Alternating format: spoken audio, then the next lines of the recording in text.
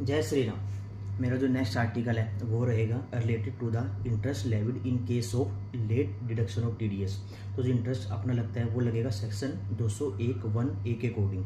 ठीक है कि जब भी आपने कोई भी टीडीएस डिडक्ट किया किसी बंदे का, चाहे वो रेजिडेंट हो चाहे वो नॉन रेजिडेंट हो, तो आपको टीडीएस टाइम पर गवर्नमेंट को पे करना होता है और टाइम पर डिडक्ट करना होता है। तो डिडक्ट अगर लेट किया तब भी इंटरेस्ट लगेगा, लेट पेमेंट की तब भी आपको इंटरेस्ट देना पड़ेगा।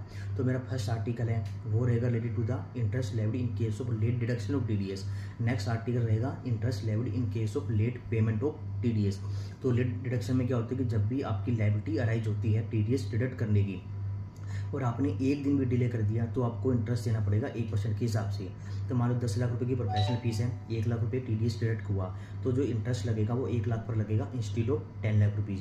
सेकंड इंटरेस्ट लगेगा 1% पर मंथ और पार्ट दे हो। इसका मतलब क्या, अगर एक दिन भी हुआ तब भी आपको 1 महीने का ब्याज देना पड़ेगा।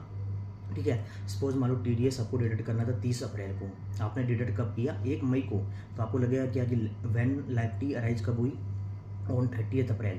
एक्चुअल डिडक्ट आपने कब किया 1 मई, मतलब आप सोचोगे एक दिन डिले हुआ तो एक दिन का ब्याज लगेगा। एक्ट सेक्शन क्या बोलता है 1% पर मंथ और पार्ट दे रो।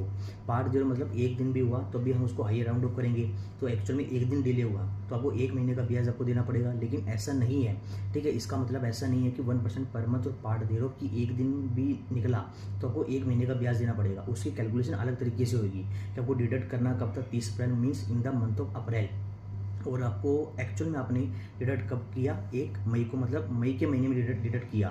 ठीक है, तो आपको यहाँ पे इंटरेस्ट 2 महीने का देना पड़ेगा। तो ऐसे मैंने न्यूमेरियस एग्जांपल अपने आर्टिकल में कवर किए हैं कि किस किस क्या क्या सिचुएशन आपके सामने हो सकती है और कितने दिन का कितने कितने महीने का आपको इंटरेस्ट देना पड़ सकते हैं। कि 1 अप्रैल को टीडीएस काटना था, आपने 2 अप्रैल को काटा, 1 अप्रैल को काटना था, 30 अप्रैल को काटा, 1 अप्रैल को डिडक्ट करना था, 1 मई को डिडक्ट किया, 1 अप्रैल को डिडक्ट करना था, 31 मई को डिडक्ट किया। ठीक है, मतलब स्टार्टिंग में लायबिलिटी थी, स्टार्टिंग में डिडक्ट किया या मंथ के एंड में डिडक्ट किया तो 1 महीने का ब्याज लगेगा या 2 महीने का। तो ऐसे एग्जाम्पल मैंने अपने आर्टिकल में कवर किए हैं। फिर थर्ड पॉइंट आता है कि कब से कब तक लगेगा, from the date when it was deductible till the actual date of deduction. कि जब आपकी लायबिलिटी अराइज हुई थी डिडक्ट करने की उस दिन से लेके कब तक देना पड़ेगा, till actual date of deduction तक आपको क्या करना पड़ेगा, गवर्नमेंट को इंटरेस्ट पे करना पड़ेगा। ठीक है, तो ये हमारे एग्जाम्पल्स प्लस किस अमाउंट पर लगेगा, किस रेट से लगेगा, रेट बहुत इंपॉर्टेंट है, कितने महीने का इंटरेस्ट लगेगा। तो ऐसे मैंने 10-12 सिचुएशन अपने आर्टिकल में कवर की है जो कि इस सैटरडे या संडे को मेरा आर्टिकल पब्लिश हो जाएगा। तो उससे रिलेटेड कोई भी आपको डाउट हो तो कमेंट करके पूछ सकते हो। Thank you. जय श्री राम।